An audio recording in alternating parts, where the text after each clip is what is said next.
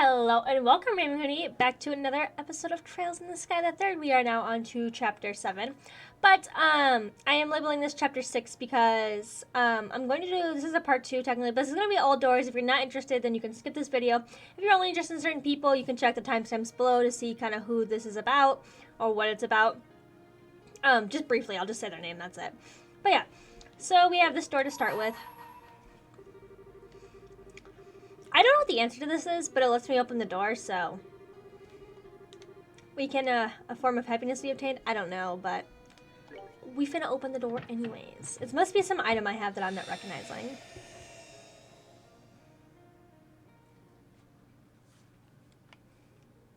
A lot of them that I have doors are like a lot of trial stuff, so whatever that leads me to. She grants you a memory fragment and my blessing. I'm excited to get all the doors and open that last final door. My ears are being annoying today. I don't want to wear earbuds. They do not want earbuds in them. It was over time for Matron Teresa's birthday. The children were keenly aware of this fact too. One by one, they finished their chores early and gathered to decide what to do for it. Aww, I'm gonna cry. I love the matron and the kids. We know that. I'm gonna cry already. I love them so much. After all, the matron always did for them. They wanted to make a special occasion to remember, but they still hadn't decided what to get her as a present. There had to be something out there that's perfect, something that would make her really happy. But what? Orphanage. Oh. Can you fish watering the plants then, Daniel? You can take care of the flower beds, Polly. As for me, I'll go help with the cooking. Then we're going to decide on what to get the matron as a present? Yep. So let's hop to it. Okay. Now, this just leaves Clem. Where is he? He should be back by now. This is the first time he's taking forever coming back home either. I wish he'd grow up.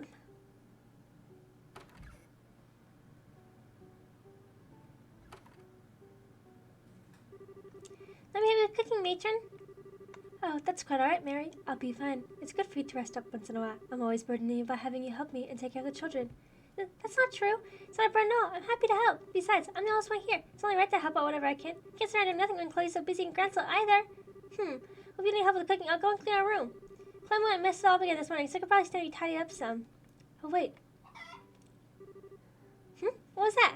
Hope Daniel didn't try and water the chickens instead of the plants. I'll go and take a look just in case. So much to do, so much to do. No. I appreciate she's always so much trying to help out, but I can't help but feel that she's overworking herself a little lately. Oh, you're back, Clem. Well, did you manage to buy the decoration you for Matron's birthday? No, you did. Don't tell me you didn't buy anything. Well, I was gonna, but I ended up hearing this really interesting story instead. Clem's voice is more. That's the entire playthrough is me going, this voice is meh. I'm bad at this voice. God, if you took a shot for every time I said that, you'd be fucking dead. Probably 6 times over. And maybe if you're not a severe alcoholic, but we're not counting that. A happiness stone? Indeed, its magic stone of golden glow, said to bring those to happiness to those who possess it. I'm sure we how gods created this continent in ancient times. When that happened, her power showered down upon the lands of infinite number of particles, their light radiant and divine. Most of those lights are fleeting, but not all of them. Some of these particles light rain, hidden by mist and tall mountains. Over time, they grow in size, bit by bit. That is the origin of the happiness stones. That's so cool, isn't it? Still, as you can imagine, exceptionally rare that anyone finds one. After all, they could only develop in the deepest regions of the tallest mountains. That's not somewhere people go every day. But you say you did? Well, you went on an expedition to the far north, right? You got it. It was on the sacred Mount of Ch.6, a perilous place full of snow and ice. Even the slightest loss of footing would have sent me cascading in the ravines below, and the never-ceasing blizzard assaulted me from morning to night. Before I knew it, even my food supply ran out, and I was left wandering that white desert alone, not how much longer I had left. At times I had to fight off the assault of vicious monsters, while at other times I found myself almost plunged upside down at the cliff sides. While the experience may have been enough to take up most of my night, it was enough to take me down. I clung desperately to the razor-sharp ice walls, making my way gradually further into the mountain, never once letting my resolve waver. Man, you're so cool! No matter what happens, don't give up. That's my policy and it should be yours too. Be like the mighty Captain O'Neill, invincible! Regardless, after coming countless trials and obstacles before me, I finally found that faintly glowing stone. My hand shook, but I reached out and picked it up. The second I did, the raging wind stopped, as if the wind had been blowing it all. In the morning, something had shined down through the clouds above. Then the light hit the stone and made it glow with a glistening, radiant beauty. It was like something out of this world. Is he just trying to, like, get money off this kid? Or does he actually believe this? Never heard of that before. It sounds so dreamy. See, I told you it was amazing. It must be so pretty and so cool. I wish I could find a magical stone like that. Mr. O'Neill tells the best stories, doesn't he? Yeah, that was a great story. Okay, move your butt, Daniel. We're gonna find a happiness stone. What? Wait a second, Clem. Where do you think you're going? Where do you think? Only the top mountains around here, the Crown Mountains. Close to their tallest point, Liberal, too. If we're gonna find ourselves a happiness stone, it's gotta be there. God, I cannot do Clem's voice right now. And we're gonna find one. We are. And I'm gonna be an invincible guy just like Mr. O'Neill was. Clem, I understand why you said us for a phone. Really, I do. But Mr. O'Neill's stories are, well... You just wait here with Polly Mary. I'll be back before you know it. Let's get moving, Daniel. Wait, Clem. Wait for me. I want to be an invincible guy, too. Just make sure the matron doesn't find out what we're planning for our present, Mary. It's gonna be a surprise. I know that. But listen to me, Clem. Mr. O'Neill's stories are... Listen to me.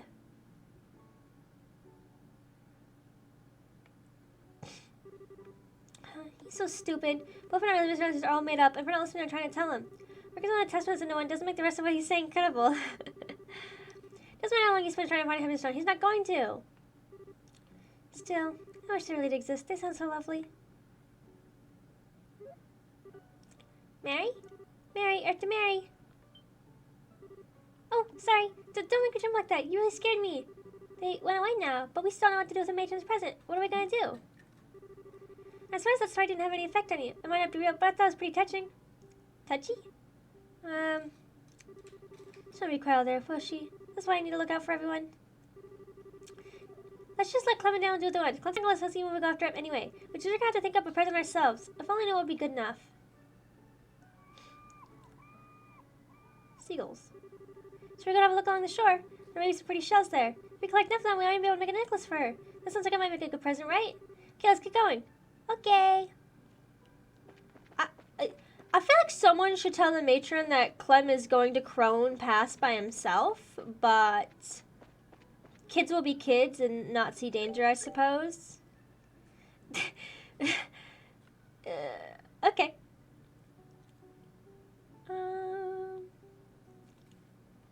What do I...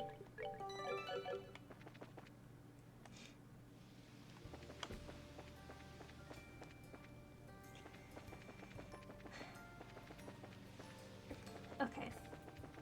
Ugh. Rise up seashells. Oh, I can't see pretty ones around here. Ooh, pretty pink one. It's cracked. What a shame. I can't see nice looking ones around here either. How nice to be bumped into a happiness stone. The stone feels kind of nice in the hand, but I'm not very fond of the color. I prefer one a little lighter. Well, this has to be after Chloe.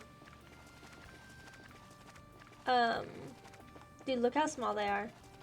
That goes to her nose. The fact that it lets me do that is kind of funny. What's the thing I was at? This path leads to Minoria. Okay, so I missed something then apparently. Huh? Nope, nothing but garbage here. What kind of terrible person will throw you a cigarette on the beach? It doesn't be so awful sometimes. There's a chest there. Oh, seems like a good idea on paper, but I can't do much without any nice shells to use.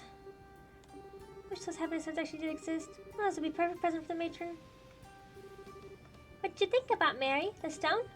Oh, yeah. Polly, do you think it's possible happiness stones might be real? Huh? Do you want one so you can be happy? Well, that wasn't really what I meant. Just don't you think it would be romantic if something like that really existed? Happiness is all around us. What's that? What? I don't know, it's really shiny though. A gold chain. Oh, so that's what it was. Well, it certainly counts as romantic. I'm not sure a chain alone is going to make much of a present. We'll need a little more than that. You can have it if you want. You were the one who found it. Might not be fitting for a present, but it's still pretty. Take good care of it, okay? Okay. Oh.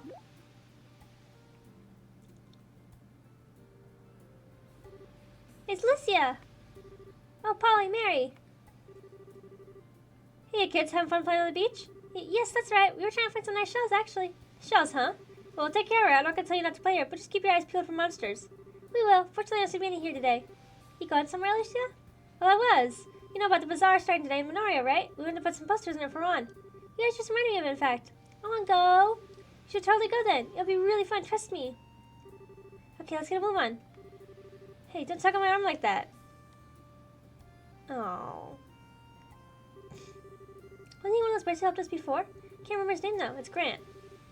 There's Karna and nice, Kurt. Then him. What was his name? Mary. Oh, sorry, Polly. What is it? I want to go to the bazaar.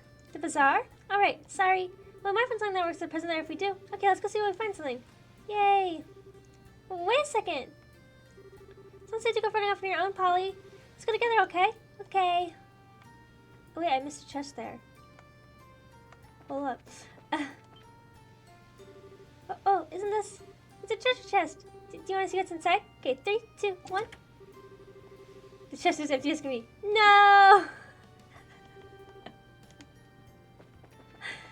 That's great. I love that. In Rouen, right? Okay.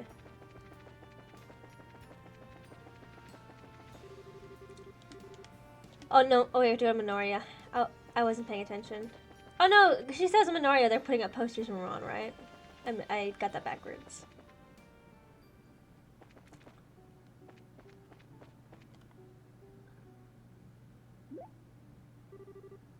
Can I help you? Oh, I'm alright, no. It's Black. It's Grant. Do me a favor, try to remember it next time. Grant, why are you so mean to kids? What are we looking for? A bazaar? Is it in the building that no one uses? Not this one. This one? Yeah. Wow, this is so cool. Yeah, there's so much available here. I wonder if there's anything that would make a good present for the matron. Has to be with all that's here.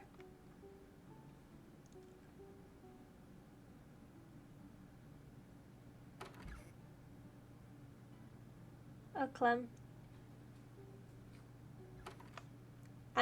Mary just didn't pay attention to that. This actually seems like this kind of place might actually talk about magic items like the happiness stone. But I wouldn't even know where to start. Nothing I see looks like it anyways. There's something particular looking for that I can help with. You wouldn't have to ask. Sir, do you happen to know where I can find a happiness stone? A what? This something makes me happy just for owning it. Really couldn't tell you. Sorry, sweetie. That's alright. Sorry for the trouble. I do remember hearing a funny story about the Chrome Mountains one time that might be worth hearing. Don't know if it's true or a bunch of hooey, but would you like to hear it? Yes, please. Wouldn't it just be the same story? So I started from my dad a while back. Some of them glowing gold was once a year, and this time of year as it so happens. Apparently, if a traveler happens to be walking along them at the exact time, they undergo what I can only describe as a strange experience. Then they become happy. Isn't it nice? Nice, isn't it, is what he said. Whatever.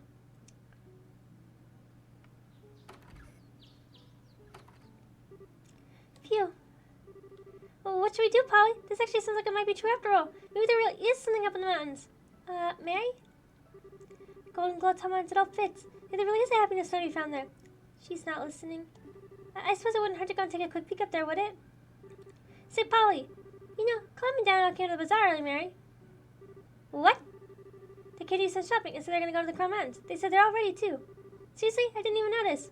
Well, you are spacing out a lot lately. I can't believe they're thinking of heading to the mountains. Major Teresa's always telling us not to go any further from the orchards than Minoria. But you want to go in the mountains, too. That's, I'm planning on doing her to get a birthday present. That's very different. It'll only be for a minute or two. Besides, we're going to go and bring these two home now. That's important enough on its own. Then we can just search the present while we're there.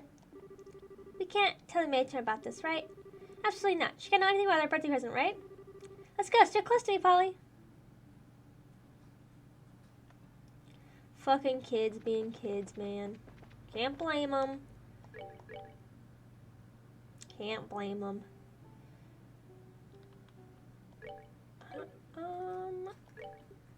I don't remember which. Dude, the Chrome Mountains are so far. I'm gonna get a siege or someone's gonna alert them or someone's gonna come across them. Say, Polly, what do you think this happiness stones are really like in person? Do you think Mr. O'Neill's right about them glowing with a pretty golden light? That'd be so wonderful. Huh?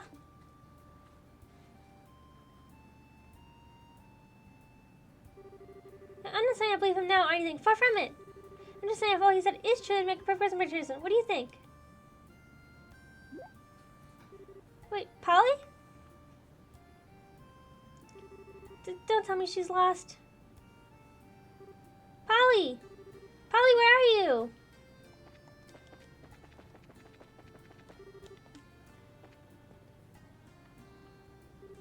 Polly, Polly! I told her to stay close to me too. Where could she have gone? She's hopeless.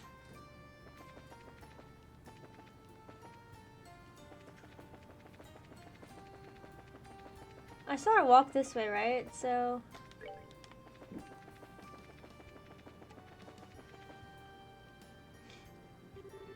Polly, come out! Polly! Can't find her anywhere. It's not my fault for being so careless. Shouldn't take my eyes off her. I never did this other, so why did I do this time? Oh, wait a sec. Is this the right way? Which way did I come from again?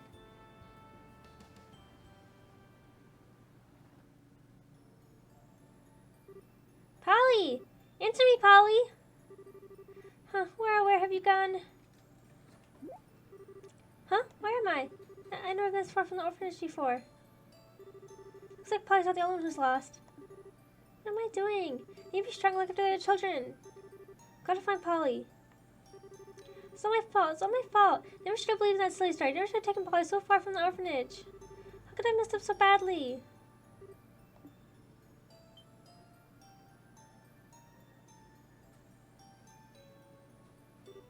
Phew. Gotta find Polly. Much like that find you before I do. I don't even want to think about it. Please be safe, Polly. Polly, Polly! Where are you, Polly? Answer me, please.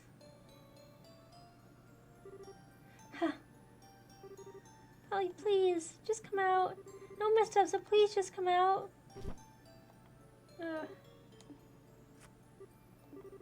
Mustn't cry. I mustn't cry.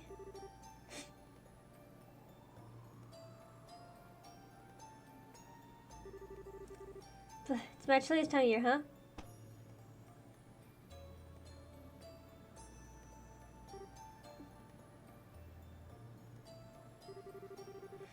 I should get some more Z's. Who are you? Huh? Ooh, what's the big deal? Don't scare a dragon like that. Oh, my heart's gonna plumb around my chest. Huh? Who's? Is that my face, little buddy? You're weird. Hey, it's not cool to laugh that much. Sorry, what are you doing here anyway? Who, me? I just keep my head low while the scary stuff was going down. Scary stuff? Like what? Like the Goris and Ariel and Junk. Didn't you hear about them? I don't think so.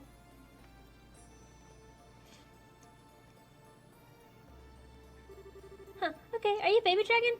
Yippers, I'm only 320 years old. 320 years old. What? Really? Why are you so surprised? That's totally normal. It is? I'm not so sure about that. Anyway, I'm bored. I want some grub. Do you know any dandelions that bloom around here? Is that what you eat? Some flowers are yummy-licious too. They taste just like the sun, no lie. I didn't know that. Is she dreaming? Oh, I know. Ta-da! You got one of my super special sandwiches. They haven't got any dandelions in them, but they got some plants from our garden in them. So I'm sure let's have a sunny taste to them. Okay, open wide now. So, what do you think? That was so good! Made all my stuff too. Aren't I amazing? Well, wow, you're crazy amazing. Can I have another one? Another one? But I only got one left. Not supposed to be mine. Give me half then, pretty please. Well, I suppose I could. Okay, you win.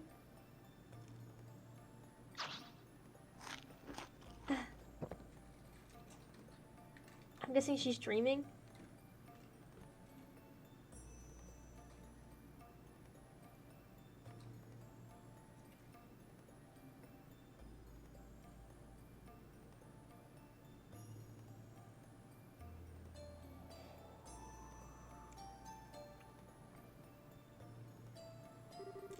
It's getting chilly now.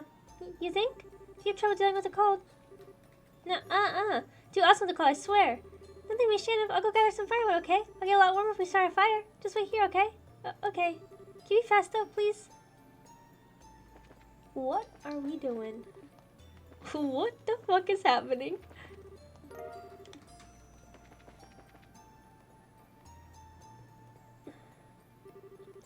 doing away from me? But it's getting dark now. Being out in the dark alone is kind of scary.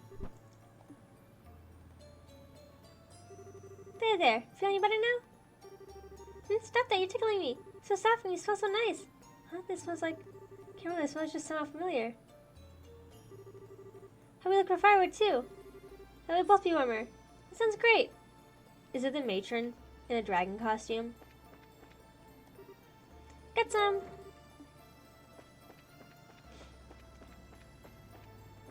That would be kind of funny. Here's some. Okay. I love the little, like, makeup on this guy. He's so cute. Okay. I have to go back for some, I'm guessing. Oh my god, how much firewood do we need? Holy fuck. Oh, I didn't think I'd find any here. I think this should be enough. Okay, this should do. Wait, we're gonna need some fire to get this started, aren't we? Don't sweat it, I got this.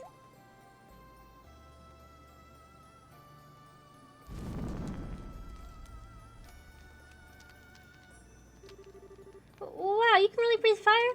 I knew you could do it with practice enough. No, they can't. Uh-huh, they can't. I learned how to do it recently, too. Oh, really? I wonder if I'd be able to do it if I practice enough. Sure, you could do it practice for 320 years like me. I'm not even going to live that long.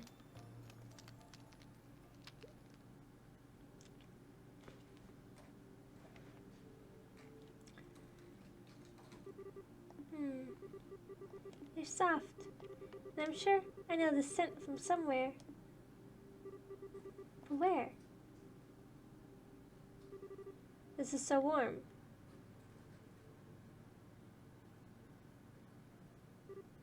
Achoo.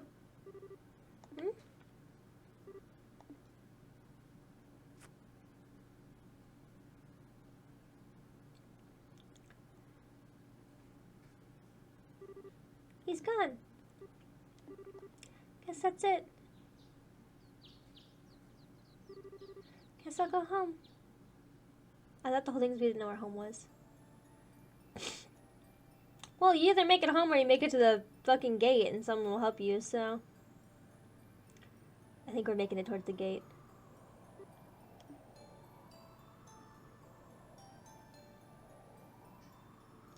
Oh, she's scared of heights. Matron, I'm sorry.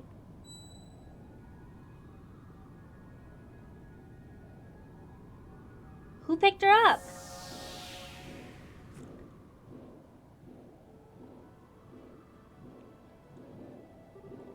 You saved me. You can fly? Still kid, so yep. You can you only fly for a little? Well, no, grown-ups can too. It just causes problems. That's not much of an answer. Huh. I really find it hard to believe there's some dragon. I mean, I guess it's a world of monsters. So sure was fun. What?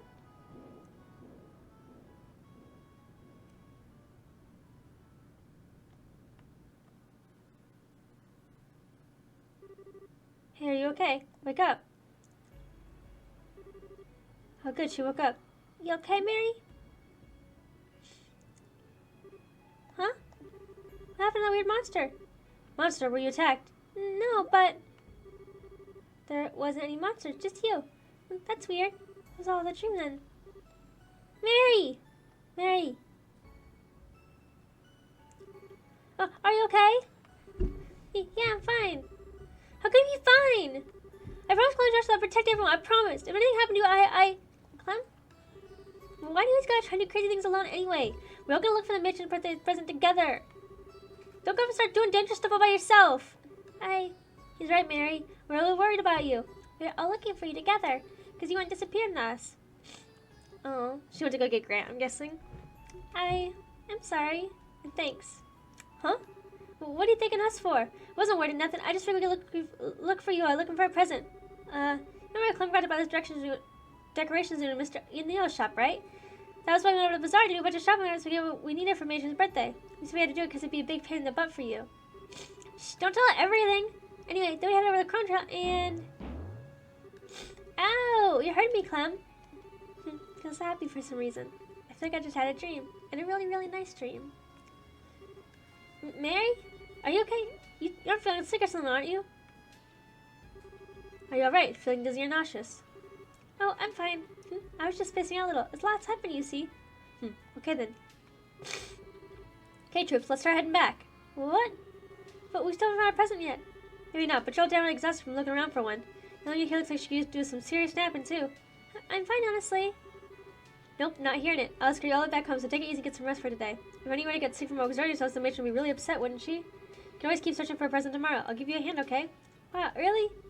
You're pretty cool for a guy who looks so boring. Ouch, just kick me down while you're at it. Why don't you? Huh? What's this? Wow, that looks... You don't think that could be...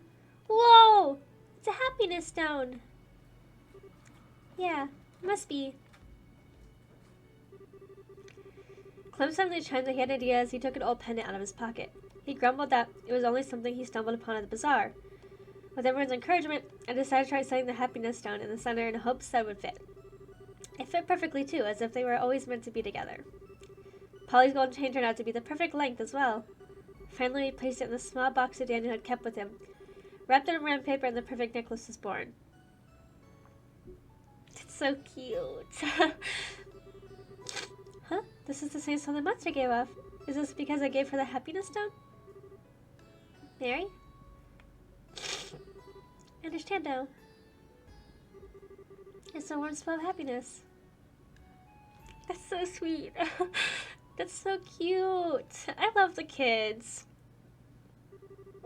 I completed all the moon doors. It's so cute. I received happiness stone. That's so cute. Okay, on to the next one, which is a trial. Only step within this door to lay claim to its words, however, you must first overcome a trial. Let us begin.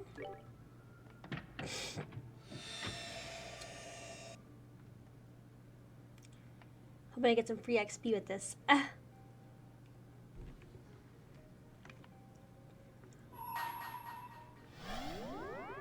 look at that little guy. Grant you memory fragment and my blessing if I kill this hoe. Oh, okay. Alright. This would be a good time to have Chloe. Yeah. They cause petrify? Life hack. Always save before the door because you don't know if you're going to get petrified instantly with everyone and lose. Because that, like, didn't happen or anything. We've overcome the trial. Fuck off. I swear some of the doors are just meant to be like, yeah, you're going to die and then come back with the right equipment.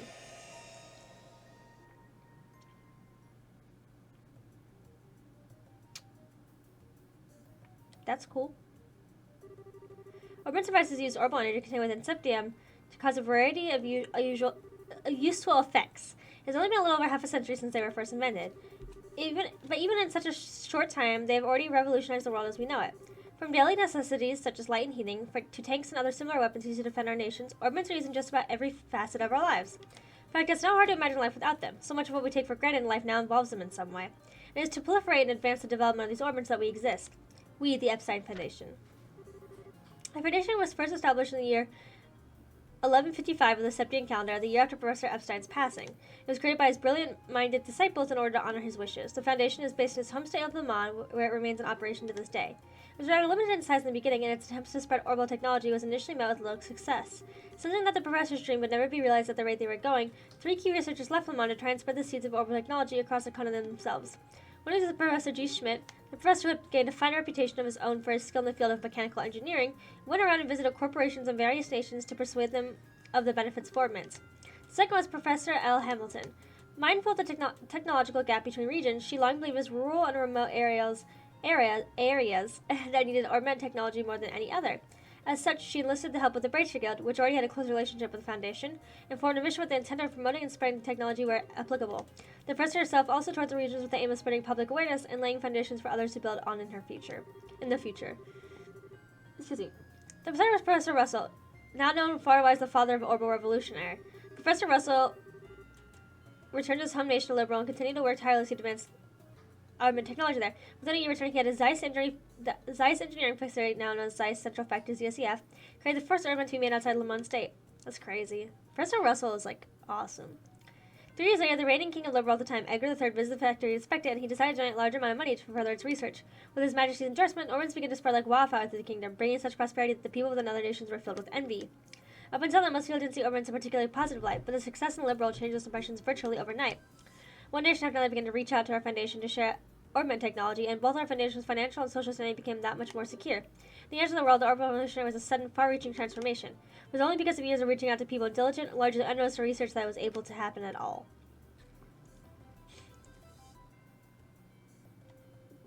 That's cool. The mission activities center around the following 3 guiding principles: carrying out fundamental research on ornaments, spreading orbital technology and informing the public of its benefits, contributing to world peace through technology. Now, let's discuss these guiding principles in more depth. 1. Carrying out fundamental research on ornaments. The Foundation's most important mission is, naturally, the improvement and development of orbital technology. The fundamental principles behind ornaments' work need no improvements as such, but their architectures, their internal structures, have been improved on countless times in the past and will surely continue to be perfected by the curious mind as the years go on. Ornaments' architecture concerns the mechanical parts inside them, such as the cogs and crew, and there's still plenty of room for change as this new technology develops.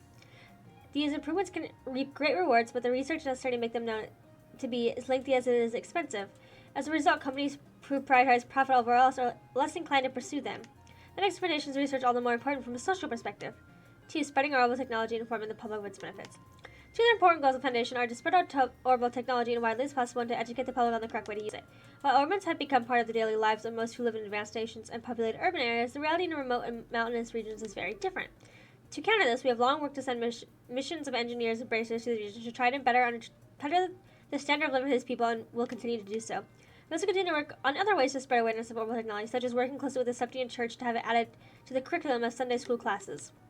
3. Contributing to the world peace through technology. It's to pursue this noble yet extremely difficult goal that the Foundation has had a close relationship with the Brace Guild ever since its initial founding. The Guild was established as an international peacekeeping organization and can mediate in conflicts between nations from a neutral point of view, making it essential to the stability of our world as it stands. The Epstein Foundation continues to back them out fully in their cause, both on financial aid and using the fact that the Le Mans State is the only place where tactical ornaments are produced to provide them with equipment.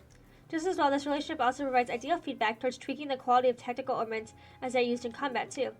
Every machine and every invention goes through the long, grueling process behind the scenes before eventually reaching its finished, refined form, and tactical ornaments are no exception. Then, in September 1190, our Foundation unveiled the Orbital Network project, which will be implemented in partnership with ZCF. Set productions aim to join all of Zemiri together with a single united communications network, but our hope is that it will do much more than that. Our hope is that it will help to realize a peaceful world through communication. Sadly, Orman's relation with peace as a concept has become somewhat complicated. Are they adding it in its realization, or are they doing the exact opposite? President Epstein expressed his hopes that their ability to realize the limitless looping of energy will be able to bring lasting peace to the world. Instead, recent years have thoroughly betrayed those hopes, and the post-revolution world has been a chaotic one indeed. The conflict between liberal and liberality, for one, has made significant use of orbital weaponry, airships included. Since beyond a death, the orbital weaponry will continue to become more and more advanced, making war an even more tragic event than ever. In the face of all this, how should we go about trying to create a peaceful world? We believe the best way to do this is to rely on the power of communication and a means to do so with people of different nationalities and races. If these people can more easily interact and more easily deepen the understanding of one another, perhaps allow us to create the world we all so dearly desire. In the end, one thing is for certain: our challenges to try and realize Professor Epstein's ideas are only just beginning. Isn't that the sad truth of technology? Is that we create it to better ourselves, and yet we just choose to destroy ourselves with it instead. And that is the sad one. Okay, we back to this one. This is a door for, I have to give him the moolahs. So 50,000 grand, I guess. But we have to do this door to unlock the last door, so. Also, it's whatever, I guess. I hope they give me 100,000 back. Otherwise, I'm gonna be upsetty spaghetti. Because it ain't easy getting money. It is, but it isn't. Everything's so fucking expensive.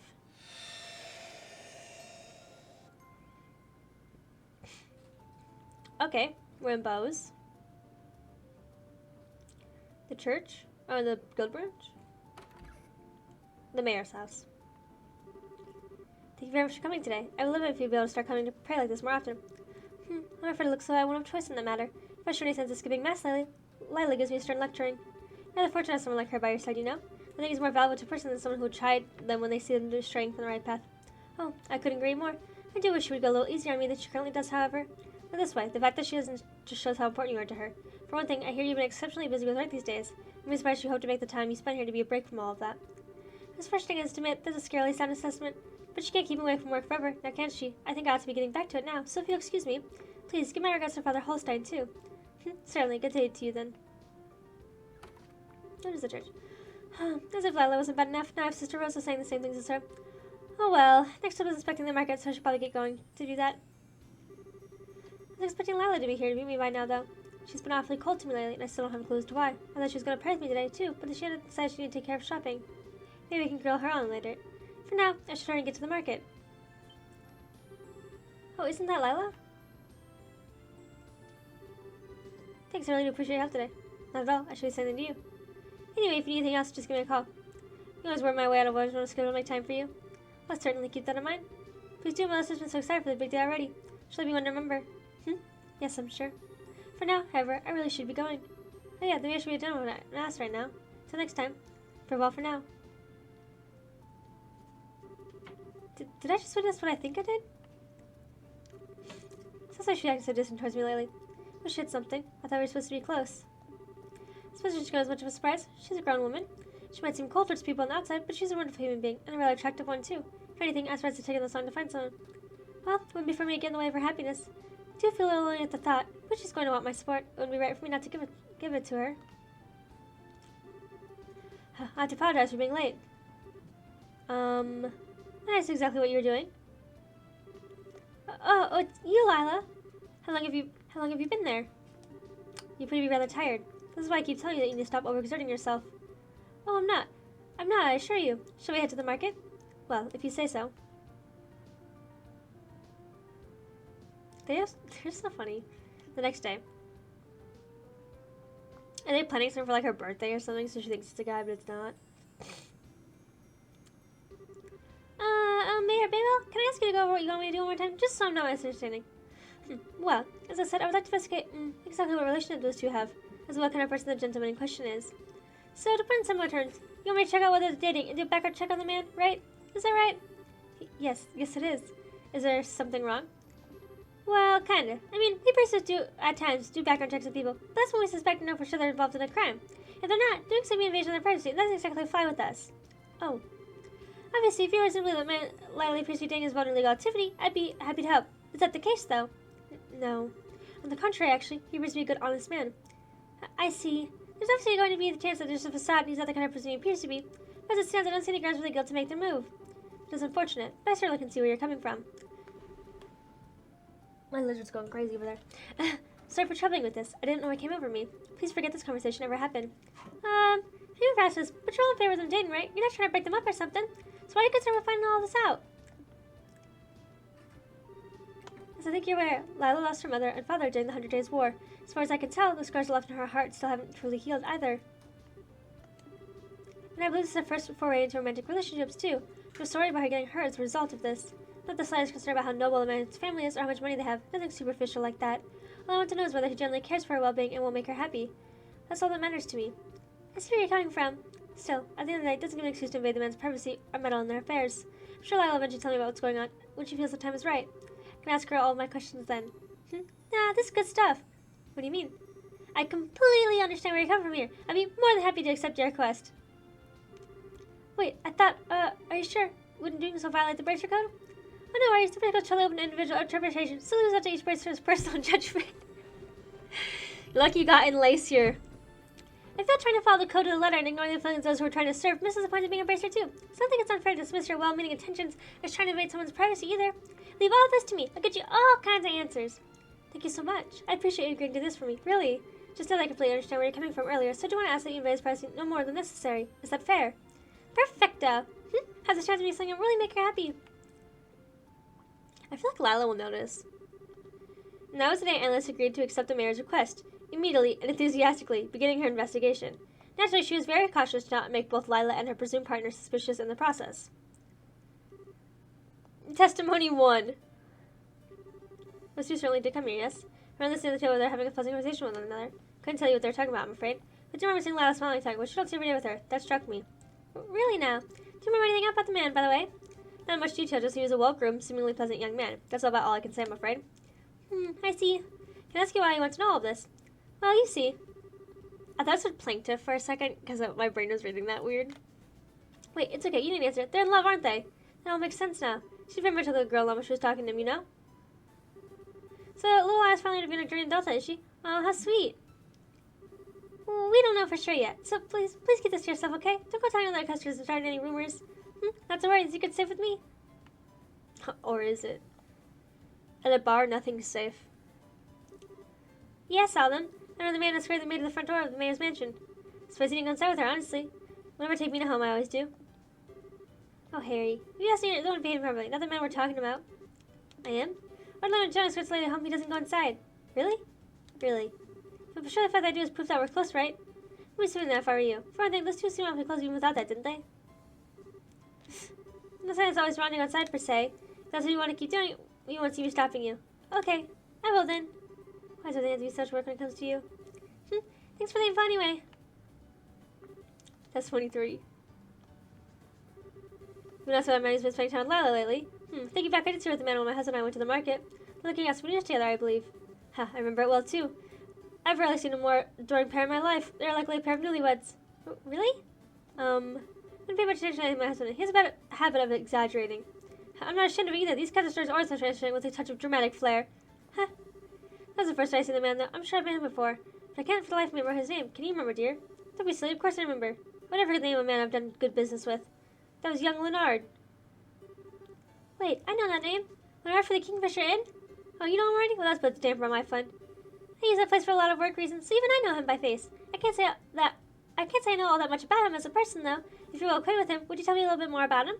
I don't mind, but the permission is going to come cheap. You're going to charge me? Please, it's not funny, dear. You owe ever so much to the Bracer Guild. You can't throw in charge, remember? I won't have it. Sorry, I wish I could help myself to a good joke. Let's see. Well, he's a good, honest man for starters. Several days later.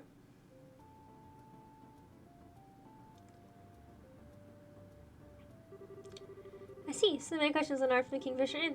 One of those two came to know each other. Oh, you know Leonard already? Only by name. I can't say I've ever spoken to him in person as such. The Kingfisher has really made a name for itself in recent years. It's been doing quite well financially, too. As things stand, it's a good target for investment. Trina said that, too. I'm not expert on that kind of stuff, though. Still, from what I can gather based on report, the relationship is a healthy one. He's speaking very highly of Leonard. Oh, absolutely. Even his little sister, Sophina, is super sweet. I'd say you don't have anything to worry about with them. From what I gather, they make it for a picture-perfect married couple. I'd like to believe that's still a while off. Here you go, baby. Then again, if they really are dating, it's a reality I have to come to terms with sooner or later. Happy for her, but at the same time, I'm a little sad, too. I know what you mean. Thank you very much for your report, Anlace. It sounds like she's made a fine choice. So all I can do is now wait for her to share the truth with me herself. That sounds like a good plan.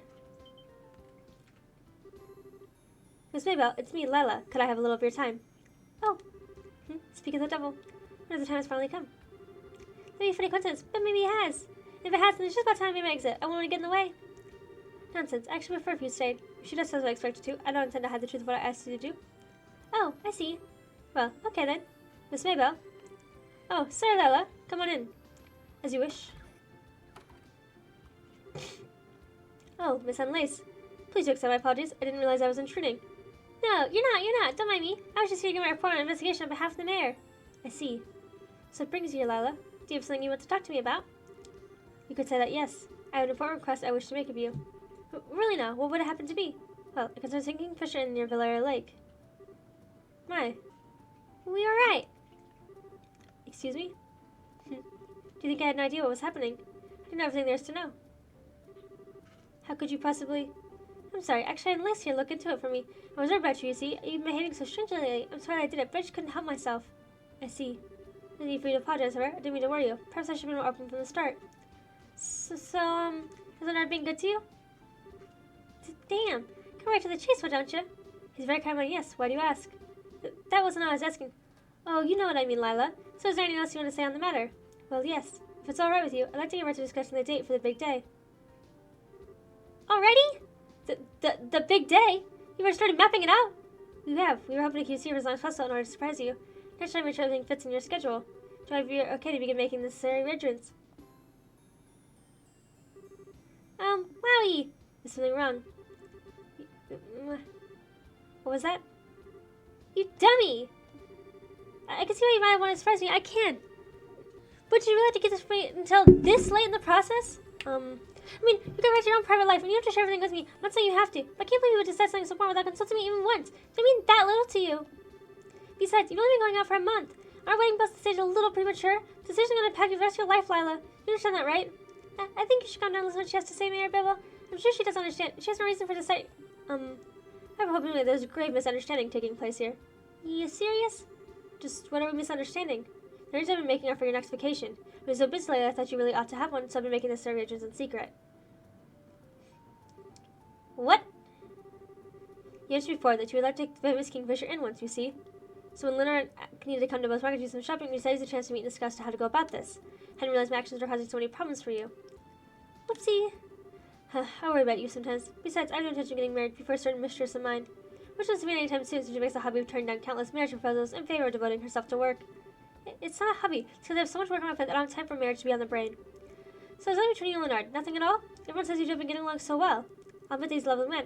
And one I have a very positive impression of.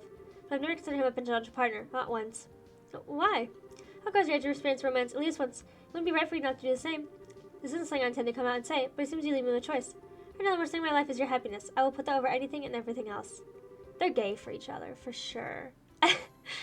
Ensuring that gays drive my very reason for being. Until you decide upon a partner or someone with that happiness, I have absolutely no intention of looking at anyone but you. Do appreciate worrying about me. If it's my happiness you want, I ask you to focus on your own happiness first and foremost. Yet like clockwork, I see you disregarding your own well-being and taking on far more work than is humanly possible. Fine, I get it. Now that we can put the whole marriage thing behind us, I'll accept your offer of vacation. So feel free to stay the plan and leave originally scheduled to you. As you wish. Leave for me to excuse myself. I shall. Good day to you too, Miss Enlace. Oh.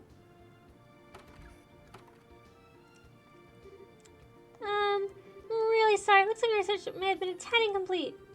Don't worry about it. I don't think anything was wrong with your report. I'll just do me foolishly jumping to conclusions. Can't believe I'm getting yet another excuse to lecture me. Oh, that's no big deal. Gotta admit though, I am jealous. Jealous? You never heard that. Anyway, I'm sure I'll see you around. You two look great together. Oh.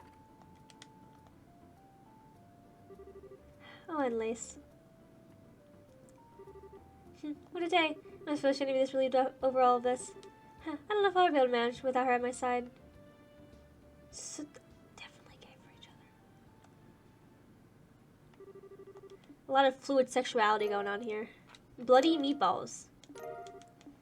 Ah, it gave me 100,000 Mira. That's what I thought. Give me that shit.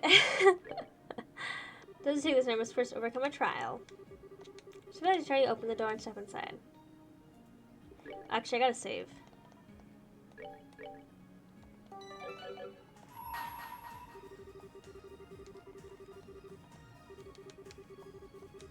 That way when I get smoketh, it won't hurt so bad. Because every trial is just like, I'm gonna status effect you to death.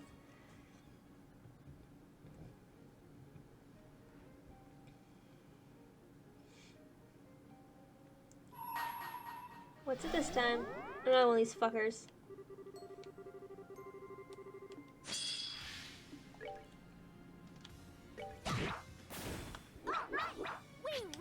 Got it. You've overcome the trial. That one wasn't really that bad. These trials are usually never really that hard.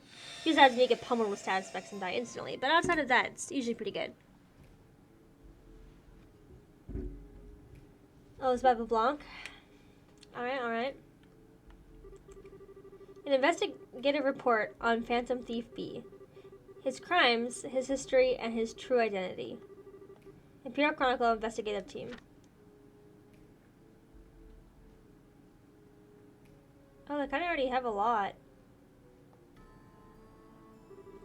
Phantom Thief B has quite the lengthy and productive career in thievery in the Empire, as the amount of records we have been able to find on his crimes proves beyond a doubt. From numerous paintings held in the Imperial Art Gallery to a septum crystal held in the Empire's customs warehouse to even a cutting-edge tank held in the Imperial Army Research Facility, the thing is truly safe when he desires to steal it. His conquests aren't limited to inanimate objects. He has been guilty of pretending to be a military officer and eloping with the wife of a marquis on one reported occasion. Yet, and this is perhaps the most baffling part, there is no concrete evidence to suggest he has profited from his exploits. Rather, the objects stolen usually end up in places so bizarre that owners are liable to faint upon hearing about them. In other cases, they are transformed into Mira, which is then rained down from the sky and air is largely inhabited by those less fortunate. Hearing this, one might be led to think him a vigilante thief who takes from the rich and gives to the poor, but make no mistake, the truth is not so simple. The wife of the Marquis discussed earlier is a fine example of that. As of this writing, it has been a little over half a year since the elopement took place. Since then, she has remained unaccounted for. Many of the items stolen by him may return to the public eye in some fashion, but not all. Between his eccentric techniques and bizarre behavior regarding the objects he steals, it might appear as though his thefts are purely whims and nothing else. Upon studying the overall picture and reviewing the objects, and indeed people, in play, you begin to see that all they have one specific thing in common. Take the artwork stolen from the Imperial Art Gallery, for example. Each of them were works of pure genius, painted by a master of the craft. But they gained a reputation for being too complex for the target audience of such works. The nobility were shamefully stored away instead of placed on display. Similar could be said of the Septium Crystal. Known for its unparalleled beauty, after being seized by customs, it was sealed away in the warehouse and doomed never to be admired by human eyes again. The tank, again, is one more example. With its promising development cut short, rather than be put to good use, it was left collecting dust. As an aside, the case of the Marquis' wife does contain some striking similarities. Despite marrying her, he devoted most of his attention to his concubines and barely spared a thought for her. In conclusion, we can now see that the underlying motive for his action is finding objects of beauty that have been abandoned by the world and freeing them from their foolish owners. No matter how the world may see his crimes, his motive is clear. The truth is evident in the cards he leaves before committing his crimes. There is so-called liberation of beauty mentioned upon each of them. Fantasy Beast steals not for money, but for an ideal he believes in, and as in fact we believe are clues to his true identity.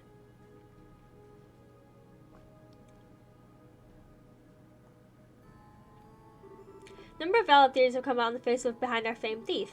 Fortunately, they are all as lacking in conclusive proof as they are numerous, and so it is impossible to say whether any of them are actually correct. To complicate matters further, we now even have deranged individuals coming forward pretending to be him, allowing themselves to be captured by law enforcement. That is not to say, however, that none of the theories circulating are at all plausible. Here, we will introduce 3 such theories which do have different followings and may not turn out to be too far from the truth. Theory 1. Amorous Conarx X. X's personal history. X was known for exceptional skills in con arts, having faked his own identity in order to engage in romantic relations with many noble women. He was as handsome as he was capable, and he was exceptionally proud in nature as well. Born to a poor family in the temperament South, he became used to stealing in order to make ends meet from a young age. According to testimony from a companion of his at the time, he was never once caught for such thefts. The reason X converted from being a common thief to con artists is believed to stem from falling in love with a noble one of much higher social standing than he. The rule of aristocracy was absolute in the country he called home, and blessed romances between those of different classes unthinkable. With that in mind, he resolved to create a false identity in order to make his dreams possible. Following his first rousing success, he came to do the same on a myriad of other occasions, indulging one forbidden affair after another. It was a mere 10 years ago that he was arrested on suspicion of identity fraud, but he performed a miraculous escape from prison. Ever since then, his whereabouts have remained unknown. Thoughts. Both X's peerless skills as a thief and interest in forbidden romances with noble women sound remarkably like we know a phantom thief be. Also worth noting is that despite using his abilities of deception to court those of vast wealth, he displayed virtually no interest in the fortunes. That is to say, he gained no financial benefit from his actions whatsoever. So he simply lamented that he was unable to indulge in them because of something as trivial as social class. Clearly, his attitude bears a striking resemblance to the thief's own views on beauty. 2. Tragic artist Y. Y's personality. Y was an artist with a rather tragic past. Born to a middle-class family in the north, he was hired by an influential aristocrat to be their personal artist, producing many a stunning piece of work. However, later discovered that wasn't all he produced. On the contrary, he was also responsible for a number of counterfeit pieces. The one who hired him sought to profit through ill means thanks to his work, and so he created counterfeits under the noble's instructions. One day, however, Y suddenly left an old service. The reason remains unknown. I don't know. This is where immediately after leaving his client behind, Y received a pair of police news. His lover, the daughter of a respected family, had been killed in a traffic accident. While there's no evidence to prove as much, it's rumored that the noble may have had a hand in their death. Y was only spotted once more at his lover's grave before forever disappearing from the public eye. To those who knew his story, he became known as a truly tragic artist. 6 years later, the noble was murdered. Thoughts. The story of Y has still several unsolved mysteries surrounding it and has invited much speculation, both of which have likely led to the theory that he and Phantom Thief are one and the same. Those are not the only reasons, naturally. Phantom Thief is known, at times, to try to dispose of counterfeits, believing them to be false beauty. This led to some belief that Phantom Thief B may be sending over the world of counterfeits that he himself created. Lending further credibility to this, the discovery that the forgeries disposed of the Phantom Thief B were indeed the work of Y. Theory 3, skilled martial artist. Y doesn't sound super plausible to me, but I get it. Z's personal history. The story of Z is significantly different from the other 2 adventures we have proposed here, making this an unusual but still plausible possibility. Z was born in the Far East as the son of a famed military family. He was an attractive, delicately built young man, but he was far more skilled martial artist than his frame would have suggested, being blessed with great natural talent. He was also said to possess a keen and sharp mind, and there was a mild air of arrogance about him too. Z was indeed blessed in nearly every way. He came from an important family, he had skill, he had looks, and as a result he came to feel bored with the world around him. He hardly kept such thoughts to himself. In fact, he often voiced his complaints to anyone within earshot. His complaints persisted until one day he simply disappeared, telling no one where he was going and leaving nothing to suggest his next destination. Thoughts. Much of the series is based on the idea of geniuses being eccentric by nature. There are some who say that the fighting style of Z has some resemblance to the particular skills used by Phantom Thief B, but in terms of credibility, this theory is barely a cut above many other similar and unusual suggestions. Still, the idea that the man beneath the mask is one from the East is certainly an interesting and exciting one, leading many to wish to retreat even if find themselves doubting it actually is. That makes us end up outlining 3 very different theories. Can X, Y, or Z be the true identity of our famed Phantom Thief? Or is the truth somehow perhaps something else entirely? The only one knows for sure if we hear the truth from the man himself. Of course, what he consistently says is a discussion for another time. Postscript. As the Scroll was first published, we received a card believed to be from Phantom Thief himself at our office. Contents of the card as follows. The true identity is already within your grasp. My numbers reveal all. Judgment message believes that one of the 3 theories proposes the true identity of Phantom Thief B. That said, uncovering the B-minus words has proven to be a trying task. Will one valued reader be able to step forward and solve what we cannot? Only time will tell.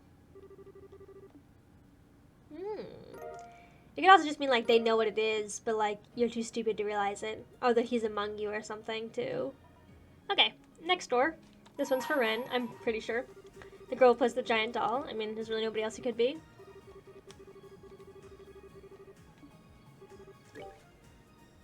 Oh, what stories am I going to get with Ren, I wonder? Could be anything.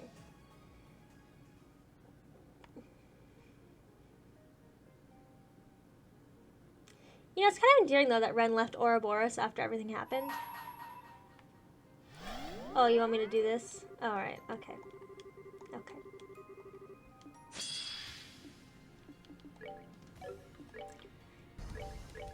Goodbye. Okay. That wasn't that bad. You've overcome the trial. Grant you memory fragment and my blessing. Chill.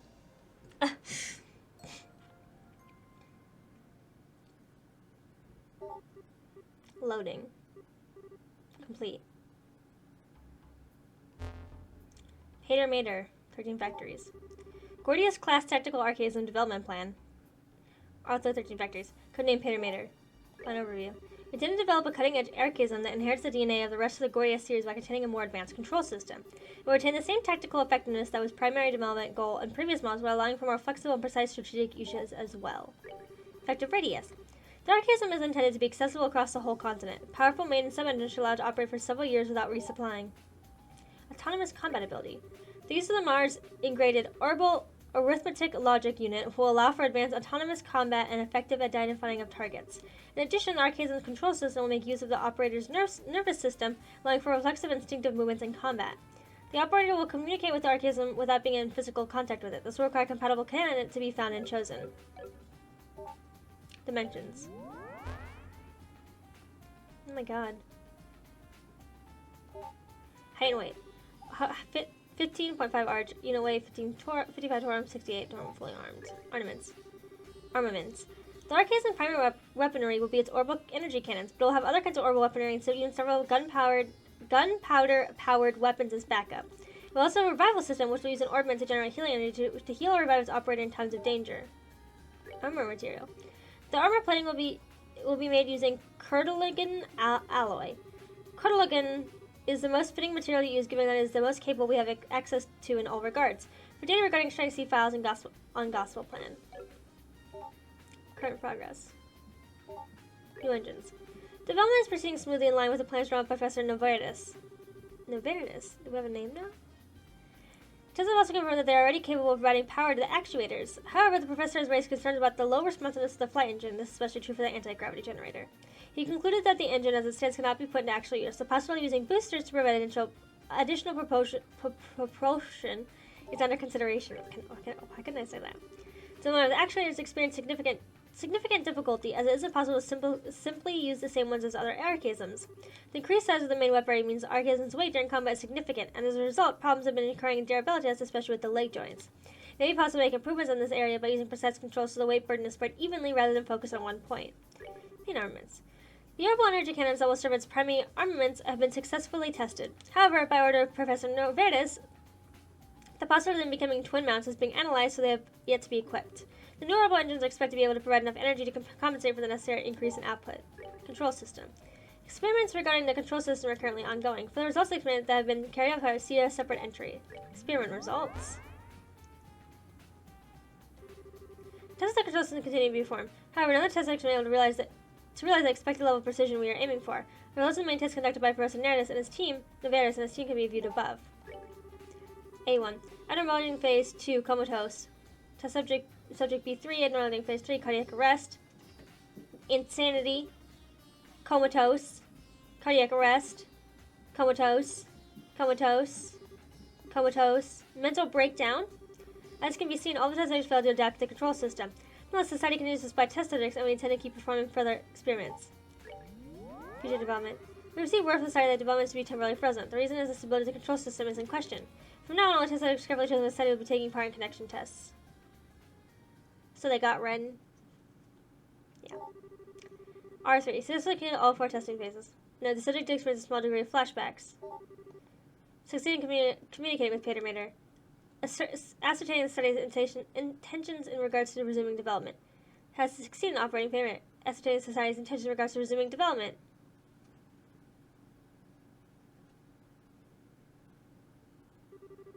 Yeah, they're just gonna use her. Shit's fucked. Shit's fucked. Okay, I just looked this up really briefly. I don't know if this is right, but it says that it didn't mark it as complete, but it said you have to return to the garden. So I'm gonna return to the garden and see if that does actually trigger something. If it doesn't, then I'll look up a little bit more. I'm just trying not to spoil it, and I just saw that quick text, so.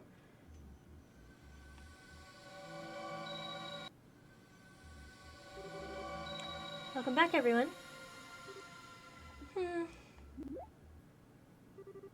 You okay, Ren? If you're feeling tired, why don't you rest here in the garden for a bit? All the others are here, you can be alone. I'm not tired at all. I just got something on my mind. Something on your mind? Like what? Well, I suppose it can't hurt. Let me give it a try.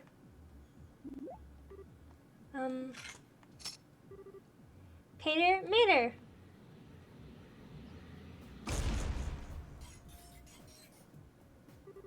I knew you'd come. Patermater, switch to standby mode. Right, that's that. Oh.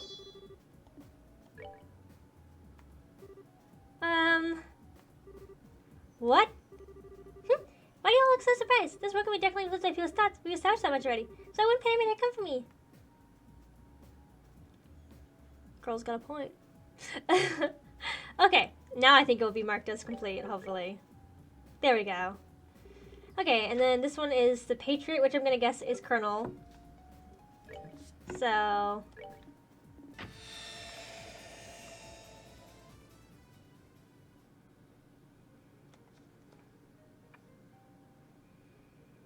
there's a lot of fucking Richard story going on here. Probably because he didn't really get anything in the other game, so there's more to say for him. Since he was like kind of a big part of the first one, especially. Was it the first one? Yeah. I think.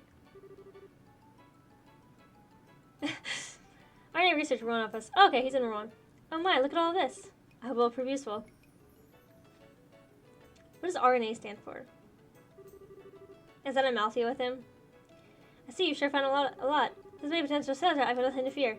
I'll be able to make my move into the airborne camp as soon as I'm ready with this kind of information. You assist to investigate the current situation with regards to orphan cells in Arbonia, so I send a organization around stores in the region itself. You did a fantastic job, too. Still, the problem with transport remains. After all, Borden's got his grubby hands all over the international liners ready. It is true that Borden's family has preferential access to 40% of the load capacity of the International Airlines Liberal for Arbonia. However, they are no longer the only available option. They're now private carriers as well.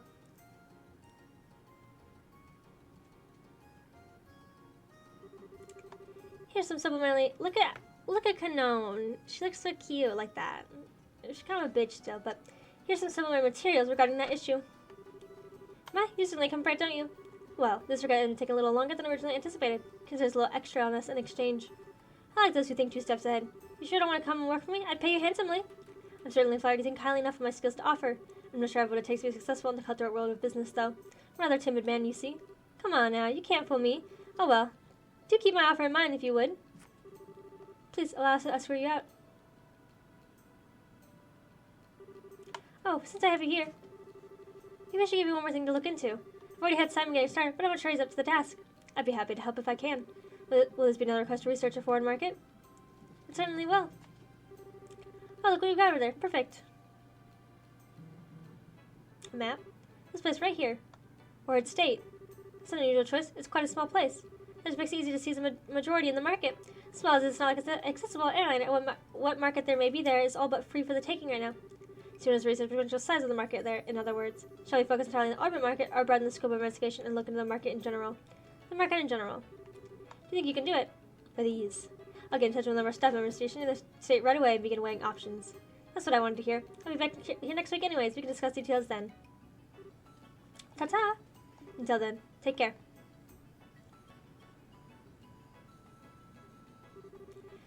Or it's quite far inland. We're at the Ryan brothers in that general area of the continent. Yes, they are. I'll get in contact with them later. Thank you. She's a merchant of boast for nothing, is she? She was always coming with such interesting, ambitious requests. She's not half as ambitious as you are. I think you may be overestimating a little there. Well, can you show us our next visitor in? Certainly. She is so obsessed with him. So obsessed with him. Hello there, Alan. Sorry for dropping on you. I just want to get your input on a little something regarding the city's finances. Oh, that wouldn't be a bother at all. Please, take a seat.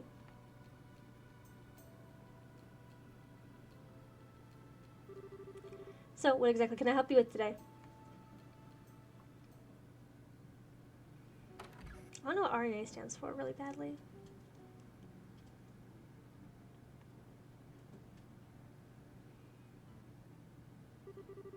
All seems going rather well with this business now, don't you think? Indeed. Although, I admit it's taken me time to adjust my days being so peaceful. You must having a sense of tension in my life. That's something you'll just have to live with, I'm afraid. We're civilians now, not soldiers. That's true enough. In any case, it's an honor to be able to live and work with you in a city where you were born, Your Excellency. Canon. I would prefer if you address me as Sir now. My apologies, sir. There's no need to apologize. Well, I think you should probably go inside. I'm not sure I like the look of the sky. I like how the screen just, like, dimmed. Understandable. Lost power? It couldn't be. Sir? There's something the matter. It's something of importance. Should this be mistakenly received another letter intended for the mayor? It's understandable that keeps happening given this, but it was previously his, but it's a tad troublesome nonetheless. Suppose I better go deliver to him. It could be something important. Now, sir? Couldn't it wait? It seems like it's going to start raining any minute. It's not too far. Even if it does start raining, I won't be exposed to it for too long. Can I ask you to handle the regular reports in the meantime? Yes, of course. Kind of look like BlueBlanc's letter. Ugh. I'm mistaking it. The letter is special used in the intelligence division. The letter itself is a meaningless decoy. The real message is concealed in how the envelope itself is sealed. It means come to the landing port. Some of the intelligence is calling me in hopes of speaking to me. Most likely because they bear deep-seated resentment towards me and what I did to them. I have a duty to go and see them. After all, I was their commander. I was the one who pushed their life off the rails and ruined their future. Poor Richard. So, kind of. I don't know. He kind of fucked everything, but that's really besides the point. I've been waiting for you. So it was you, Sender. Indeed, it's good to see you again, Colonel. Is his name actually Sender, or is he just like the letter Sender, and that's why it's called that? Please to see you're still up. I'm not a colonel anymore, Sender. Though I feel as though saying as much has become a hobby. No one around me is willing to correct themselves. I'm aware, but today I intend to address you as Colonel nonetheless. Go to you because I have something I need to ask you. Hope you can forgive me for forcing you to come out here with the weather support. Why is the space warping? I'm really sorry, but it's driving me crazy. It's supposed to be wind. Look at that. I think it is. It's kind of driving me mad, though. If I can answer your questions, I will. Don't feel as you need to hold back on my account. If you can't accept the answer I give you, by all means say so. Now get straight to the point. Why do you leave the army behind, Colonel? What happened to your love for your country? I see you at last returned to the military. I was relieved to see that, in truth. You were always an exceptionally capable soldier, even back in the military academy, if you hadn't had the misfortune of meeting me. Excuse me. If you had had the misfortune of being caught in my foolishness, you'd probably be a field officer by now. I'm truly sorry for what I did to you. Please don't get me wrong, Colonel. I don't in any way blame or harm or resent for what you did. You thought about what was best for the country more than anyone else I know. Your patriotism was genuine and heartfelt. I don't regret following you at all. I'm honored that I could. It's certainly true that doing so has become a significant obstacle in my chances of promotion. But I couldn't care less about that. As long as I continue to serve in the military, to serve the country I love with all my heart, I am happy. Now, note that I harbor no ill feelings toward you regarding the past. But, what are you doing now? You used to worry for the country's future more than any of us. You cared for more than any other. Yet instead of picking yourself up and trying to work for your nation, you left the army behind. Now you're running some company that deals with the rich? Just what happened to your patriotism? I beg of you, return to the military. You're a capable man. Those skill girls would be a valuable asset to the force. It's where you should be using them. I'm sorry, Senator. I cannot ever return to the army again. Why? Why, Colonel? You've rendered more than enough for your actions. Both General Morgan and Brigadier General actively desire your return. I and all the social organization would be overjoyed to have you in our ranks again. So why? Why do you look at me with that sad expression and tell me it's not possible? Why would you apologize to me? Make no mistake, Senator. I haven't abandoned my love for the country. It burnt as brightly in my heart as it ever did. But what I did was truly terrible. I organized a coup d'etat, destabilizing this nation and disrupting the lives of countless people. Thanks to help all those people around me, I was able to resolve a foolish mistake I made, and yet in my heart, I feel exactly the same way I always did. I'm not sure what you mean. Instead of all that happened, my love for my country is unchanged. I still feel a blind desire to do anything I can to aid a liberal, no matter how reckless or dangerous it may be. I am the same man I was when I plotted that coup d'etat. Nothing has changed. That thought, Senator, terrifies me. Then, you didn't leave the military because you had lost your love for the country. You're saying you left it because you love your country? Forgive me. I have no right to make excuses for you. I'm trying to justify myself. Not after I dragged all of you down with me and ruined your lives forever. I'm truly sorry for what I did to you and all of the other members of this division. Please, don't misunderstand. I didn't leave the army in an attempt to run from my own weakness. Nor did I leave because I was ashamed of the treatment I received for my actions. To what happened, I thought long and hard about what I should have done instead of what I did. Trying to work out where I had gone wrong. As I did that, I noticed something vitally important that I failed to realize up until that point. After studying out the television, I began gathering information using it to protect liberal. Yet, thinking about it now, I didn't know the first thing about the nature of information at the time. Information is something that exists alone. It only exists when people use it and see it as something of worth. Furthermore, the value of that information can change radically depending on the position and perspective of those who look at it. I can help but wonder if overlooking this simple fact is what caused my patriotism to start becoming more of a force for harm than good. Somewhere along the line, I started to believe the only information I saw as valuable was of any importance, and as a result, I ended up wanting power in order to compensate for the weakness of my own heart. Thinking back, I think what I really needed was a different perspective through which to view information, one separate from the military. One that doesn't see a country or people's way of life as a system or numbers as an absolutes. I need to be collecting information that was disadvantaged to liberal too, rather than cast it all aside. I need to view us and the surrounding nations in a variety of lights while collecting a wide variety of information for a freer perspective. Do you believe the company you're running now is capable of doing that? Yes, I do. And I can't say for sure this will allow me to avoid repeating my past mistakes. Perhaps there's something more important that I should have been doing before giving a thought to any of this to begin with. But in the end, I came to the conclusion that liberal needs a fresh perspective, and I then resolved to leave the army. If it needs a means to gather intel, it can make another intelligence division. That is for Brigadier General Bright to worry about, not me. So the civilian population has no such group or organization. It's never had one. I doubt any of the civilian world has ever thought to create one in order to gather and accurately analyze information either. That was why I, as a civilian like any other, chose to establish RNA research, believing that I'm the right person to be the first to do so. So you don't have any intention of returning to the military, do you? If I said there wasn't part of me that longed to transform my active service, I would be lying. But I'm hoping that through this, I will be able to become another eye by which to support this nation, and I see my current occupation as a new way to show my love for my country. I wonder if that makes any sense. You're a coward. No doubt every word you're saying is objectively correct. That's how you've always been. There's never been room for rebuttal in your arguments. But, Colonel, you're also no longer the man who swore to forge his future with his own two hands. Goodbye, Colonel. We will never meet again.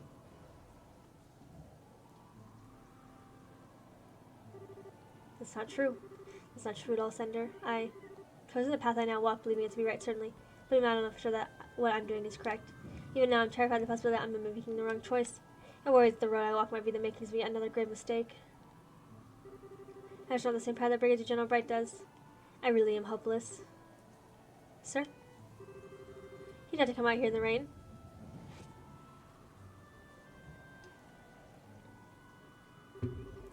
We should return to the office. You catch a cold staying out here much longer. Canon, I'm sure he should have trouble coming to terms with his new life, too. He can't just forget the fervent enthusiasm of the television, as if he doesn't feel like he belongs in the world that's come after it. The day will eventually come when he'll be able to understand what you said. That's exactly what happened to me, you know. True enough, I suppose. You're right. Shall we begin going then, Canon? Yes, sir. Just kiss her already. Goddamn, you guys. Wasn't expecting her quite this soaked. Are you alright? I'm fine. Don't worry about me. This actually brings back fond memories of rival training underway back at the academy. I do think you should go and get changed in some dry clothes, though, sir. A little rain never hurt anyone. I don't believe I was half bad at my own survival training, you know. Even then. What? An encrypted call? Phyllis did mention they had some information of interest in this report earlier. Perhaps relates to that. Sounds plausible. What do you mean that something has happened over in the public?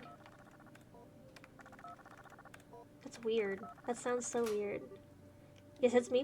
Can you please stop calling me that? Yes, that's right. Yes, yes. In the eastern quarter? We don't have anyone there yet. Thinking about it? Alright, I'll look into it as best I can. Right, you be careful too.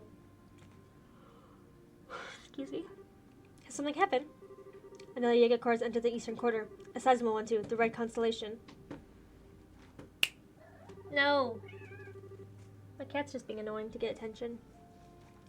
Really, there seems to be a rather lot of activity in the Jaeger front of late. The arrival makes it very likely that the power struggle there will begin to worsen too. I doubt the Untitled Chapter network is going to be sufficient to fully stay on top of the situation. If you hear my cat screaming, I'm sorry. I may have to head there personally.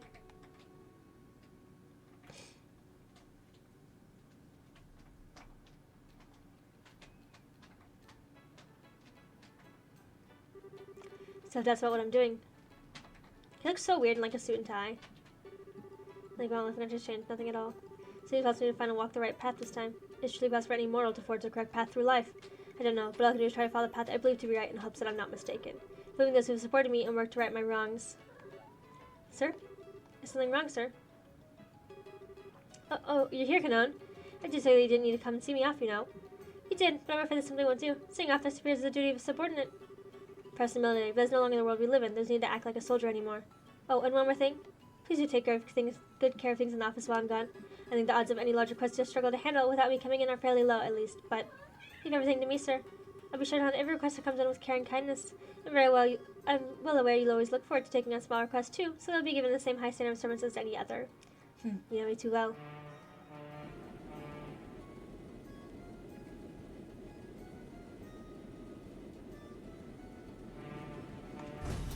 I feel like he just has like no feelings for her and she's like obsessed with him.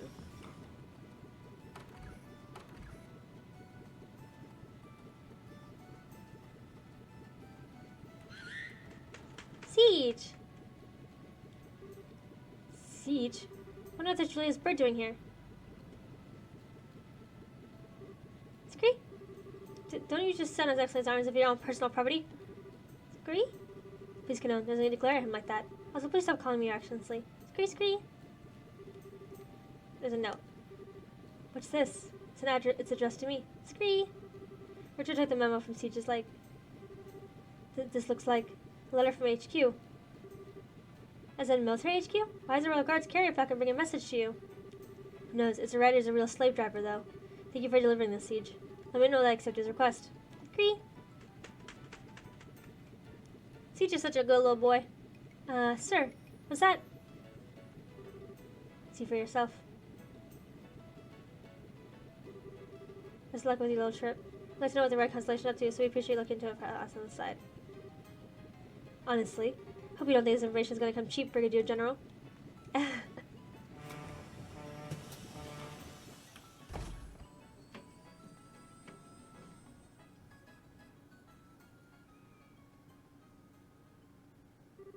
Aww. Covert.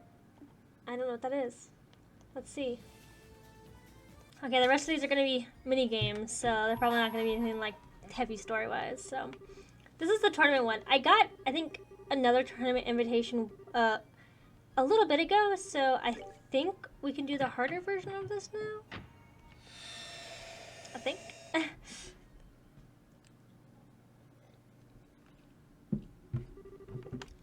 Good day. It's nice to see you. Let to participate again. Oh, is that an invitation I see? Can I trouble you to hand it over? There we go. Thank you. May I challenge a hard arena whenever you see fit. What would you like to do now? Hard arena. Splendid. Well, if you don't mind following me. Actually, I never got to show you Lowe's. I didn't really show you Lowe's face as well. I did show it last time, but if you haven't seen it, you should look it up because it's covered here. But yeah.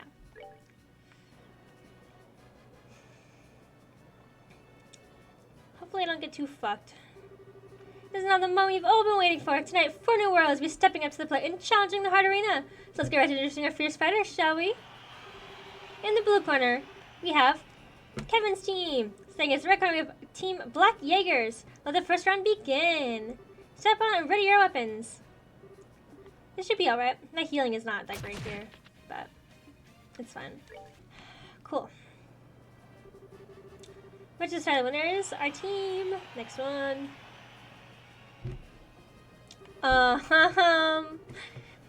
Okay. We have Father Kevin's team, and then we have 13 Factories Manufactured Team Rheingold. That's kind of funny because it's like Rhine for Factory Gold, Rheingold. Ready? Fight! Oh, cool. They can go first, don't worry. We're chill in this house, I guess. Okay, done with that part. These fights are actually kind of hard.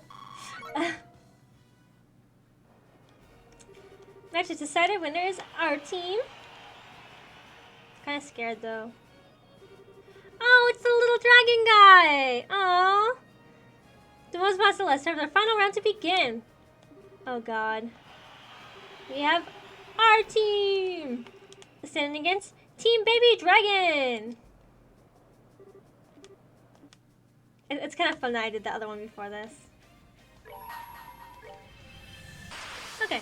I totally didn't switch teams or anything like that. I got roasted on the last one, so I had to go back with people who had more magic to clear the area more, because I didn't really have a lot of area clearers, to put it lightly. And I made Olivier a certain way. I just said the winners, Kevin's team! We've conquered the hard arena!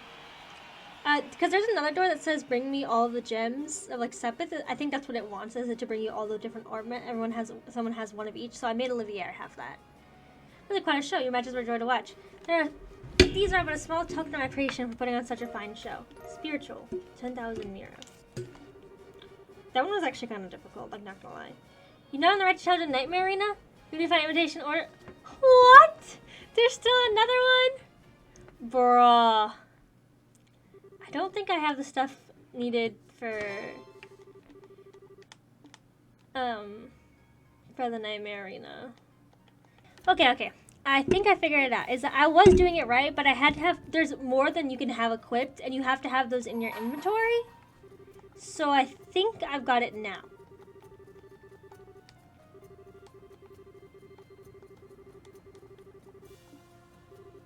Thank fuck. Okay, let's open this motherfucking door.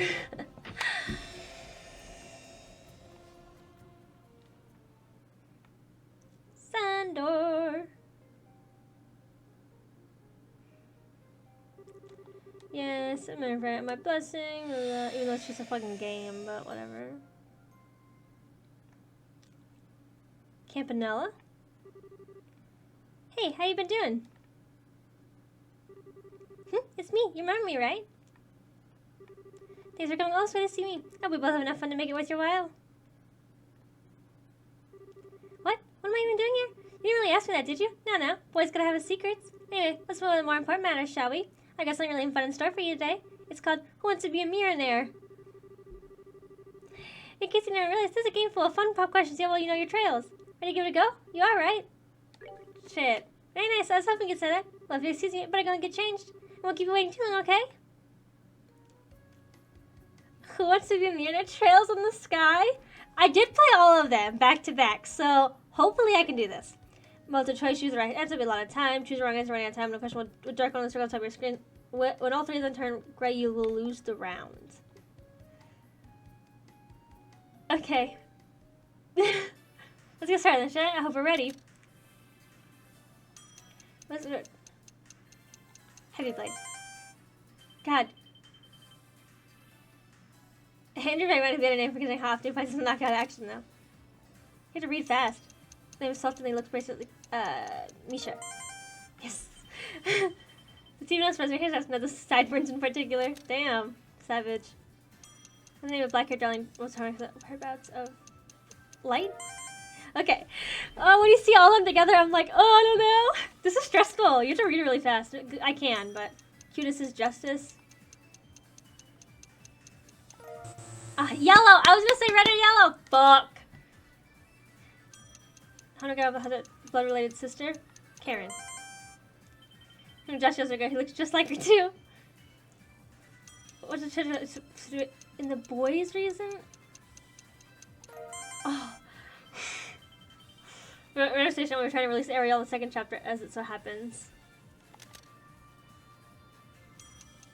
Play formed. This is stressful. I'm like extra has anxiety right now. Tetris message in relent. Fuck! I don't know the towers that well! Fuck off, Kid Manolo. First the Prince Larry's father. I don't know. No! How many do I have to do? Whereabouts of lights. Okay, I did it! Okay, rest row. Those were fucking me up because I couldn't remember where the towers were. You guys, wait, actually, I was right. Well done. Okay, whew. Rank 8. Okay. Oh, I get Mira for it? Hey, you did it. I know you could. Well, if I find it, I still think I'll go on my thing. If you ever feel like another run, though, you know where to find me. Bye-bye for now.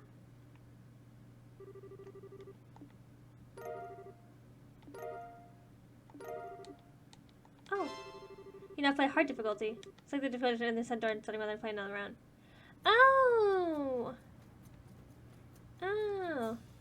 Okay, that's just gonna be trivia questions, so I'll probably just do that on my own. That's really fun, though. I like that. I played all the Trails games, so it's just a matter of remembering them. Okay, hello, this is voiceover Bo, and I am just recording this because I didn't really feel like recording it in the moment because it took me like an hour to do this minigame. So I'm just gonna try to read it with you now. Sorry if it's a little out of sync, you know, things aren't perfect. I read fast, so. This is the rest of the fishing one because I didn't finish up the fishing challenge for Estelle. So, final chapter, battle at Azealia Bay. I did a little slow, that way it could be read. So if I didn't do voiceover. Anyways. Along the shore of Gulf Seaside Way near Ron, the decisive moment that Norse had foretold was finally to come. Whether the meeting was a coincidence or fate all along, no one could possibly say. Estelle was idly walking on the shore for no particular reason until he came along him. The yacht eased as close to the shore as safely getting from the top and stepped on 5 man. Usually did in a tuxedo, the sea extending the distance beyond and making for equal backdrop. Solemn knew he was a leader. I'm speeding up a little. Apparently I went a little too fast for y'all. That lure, that rod. Are you the Fisherman's Guild president? No, there's no need for words now. I've been waiting this moment for longer than you can possibly imagine. I challenge you to 15-round English duel. 15? We're gonna be here all day, aren't we? Well, the battle begin. And then thus commenced my hour-long pain. I'm convinced the game is nice too, as you can see by my points after you fail 3-4 times in a row, so here I am winning, finally. Unbelievable, I had no idea it'd be rude to be so clearly the time for adults to be leading the way has passed. I ask that you accept this. I feel like what he gives you too is so shit. This is like, oh, so pretty, thank you. Hardly time has finally come for the 3 famed fishing tackles to be gathered in the hands of one owner. You said your name was Estelle, yes? Yeah, I did, but I made up my mind. Starting today, you'll be the new leader of the Fisherman's Guild. What? As for me, I suppose I'll assume the title of honorary president of the state for it. This is time for young people like you to take the center stage. Hope you dedicate yourself as best you can to spreading and furthering the fishing guild. And she was like, hold on, I'm not going to do that. So after roughly an hour of continuous negations in which neither of them wished to back down, Estelle was able to convince him that the burden of being a leader is too great for her, and she was granted honorary membership in the guild instead. Estelle's duel were over, news of what happened spread like wildfire, spreading legends that would persist much longer. Henceforth, when the name spoke, they still give her a nickname. A fitting nickname for her. After facing everyone, Estelle the Supreme Fisher.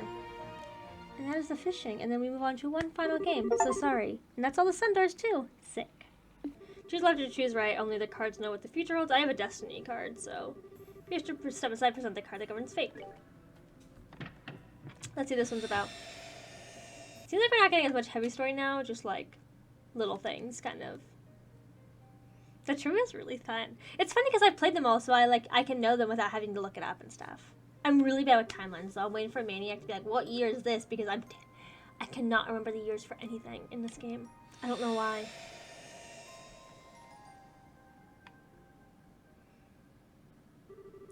Capital Republic. The city in the country, a place where migrants from the east have recreated their homeland down to the bright lacquered tiles. Nicknamed the Eastern Quarter, it was home to people of all kinds from all places.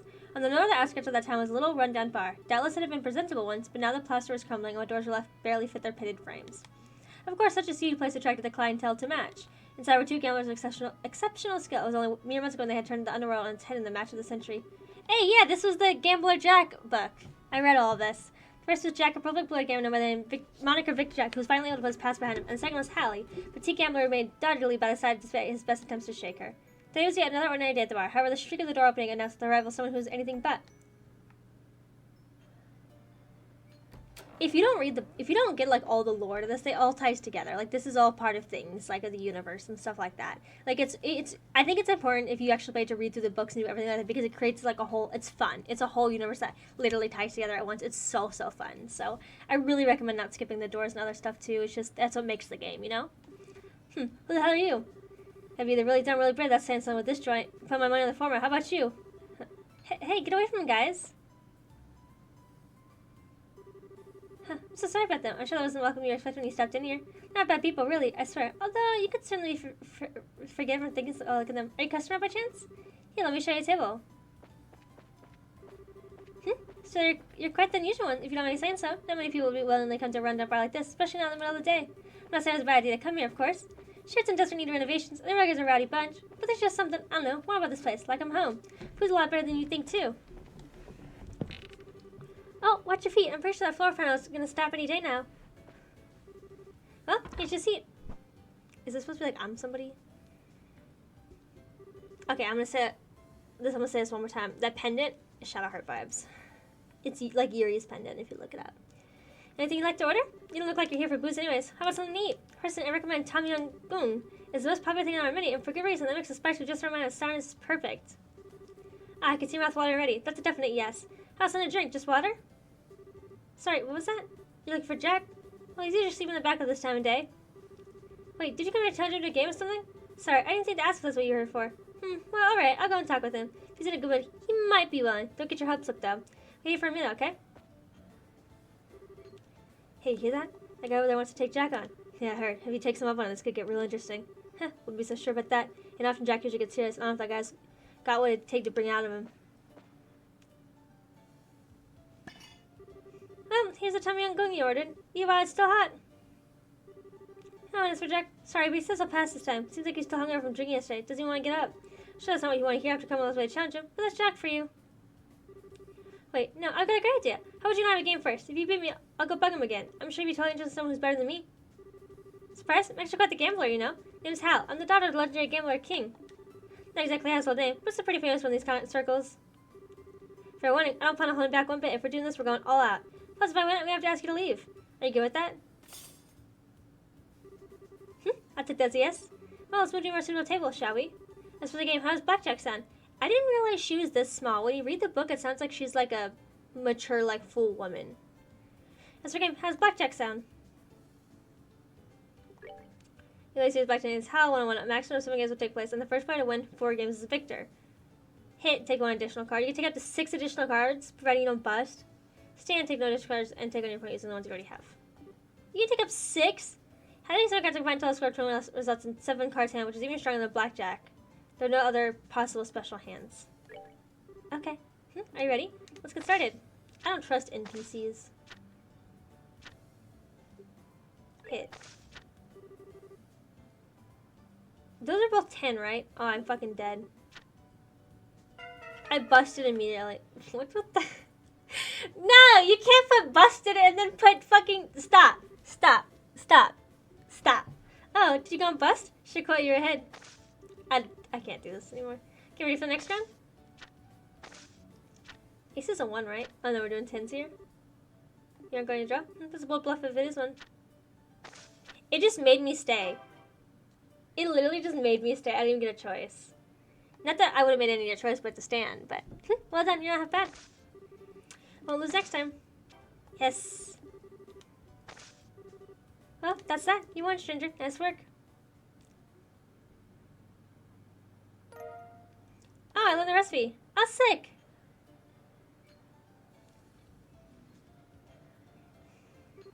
Wow, who would have thought? You're actually really good. Alright, deal's a deal. I'll go and talk to Jack again.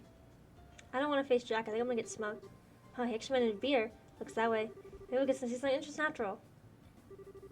Oh, yeah, I'm tired. You know, I thought Jack would be really ugly, but he's kind of cute. When you read the book, like, you know, I make up the way they look in my head, but they're real people, so. Huh? There's a new face. So what? The guy, that the guy who bit Hal? Gah, my head's starting like a bitch. What? Sign. There goes the floor. Huh. See, I told you. They'd be the one to break it. Huh. That you did. Poor guy. Kind of crazy amazing lucky at gambling. Amazing unlucky at everything else. Actually, they're probably less unlucky more at him always being out of it. Hey, I heard that you. I'll take you on anytime you want.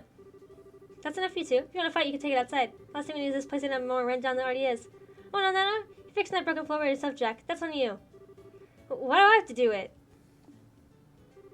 Ugh, fine. This sucks. Never let see Jack so wrapped around someone's finger. You're telling me. Anyway, start for the wait. Here's Jack.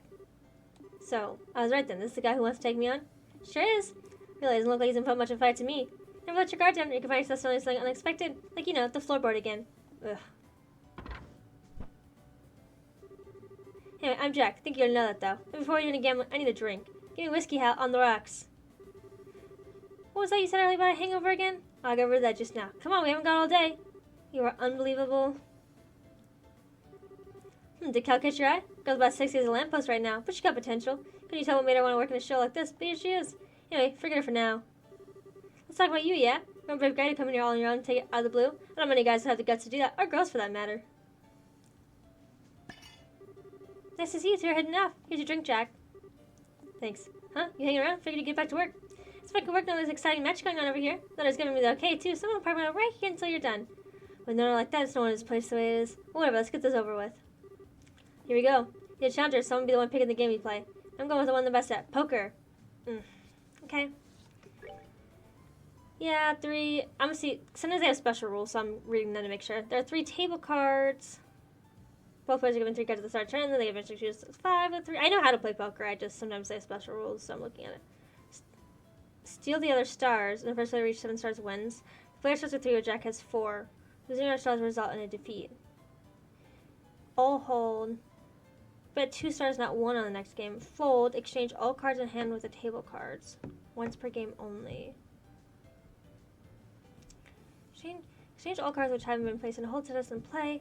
Place all cards in hold status. Raise. Bet 2 stars. Such a card allows you to choose whether to hold it or not. If you want to keep all of your cards, place them all in hold status.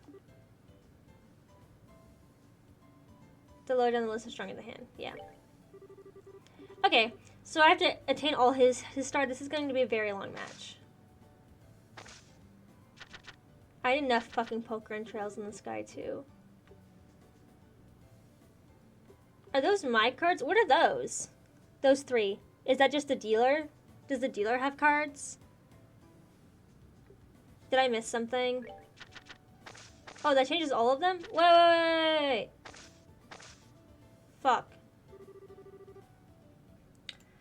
Okay, hopefully I win this here, otherwise I'm gonna be annoyed. I hate playing poker on games where, like, it's the AI. I don't like online poker things. It's like, ugh. So I should win here. I will admit that when you lose, you get to try again. I did try again without lowering difficulty, but I still couldn't do it, and I'm just sick of it, so I did lower the difficulty for this one. Hopefully it doesn't affect my rewards, but I suppose we will see. Damn, managed to get all my stars? Be proud, not just anyone can beat me. Can beat all minigames on any difficulty. Yay!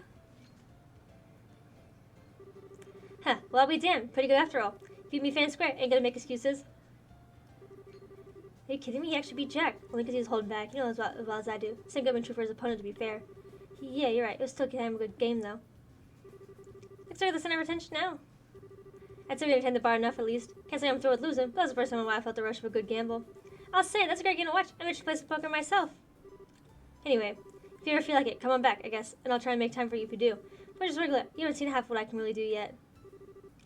You say that, Jack. But for all you know, it's gonna be you can be next time, too. Heh, we'll see about that. Still, feels like the same way as he does.